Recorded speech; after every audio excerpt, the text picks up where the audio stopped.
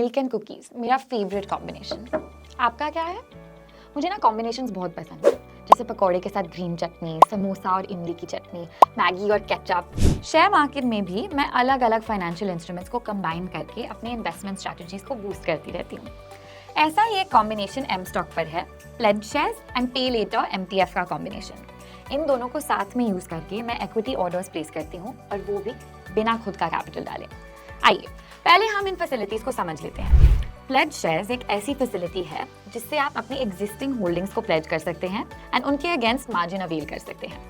दूसरी ओर पे letter MTF की फैसिलिटी से आप अपनी अवेलेबल मार्जिन के अगेंस्ट यानी उसे लेवरेज करके अप टू 80% फंडिंग के साथ इक्विटी डिलीवरी पोजीशन खड़ी कर सकते हैं।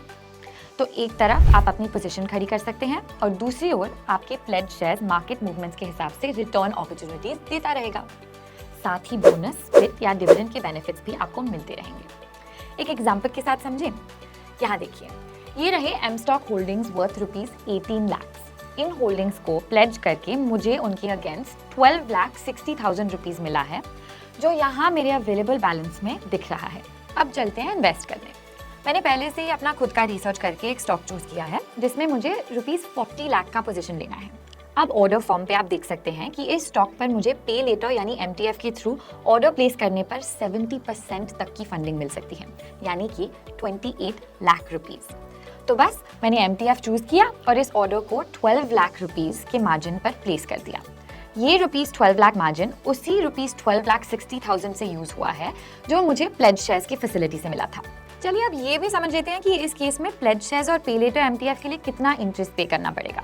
पे लेटर MTF के थ्रू मिली हुई ₹28 लाख फंडिंग पर मुझे लगेगा 9.99% पर एनम, जो बनता है 0.0274% पर डे। और प्लेज शेयर्स के थ्रू मिली हुई मार्जिन में से मैंने जो ₹12 लाख इस पोजीशन में यूटिलाइज की है, उस पर मुझे 0.0274% पर डे का इंटरेस्ट भरना होगा। मान लेते हैं मैं ये पोजीशन 180 डेज के बाद क्लोज करती हूँ, when the value of the position stands eight ₹48 lakh.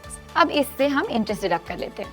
जहां प्लेज शेयर्स से मार्जिन अवेल करने के लिए मुझे इंटरेस्ट लगा ₹59,119, वहीं MTF ऑर्डर के लिए मुझे लगा ₹1,37,944।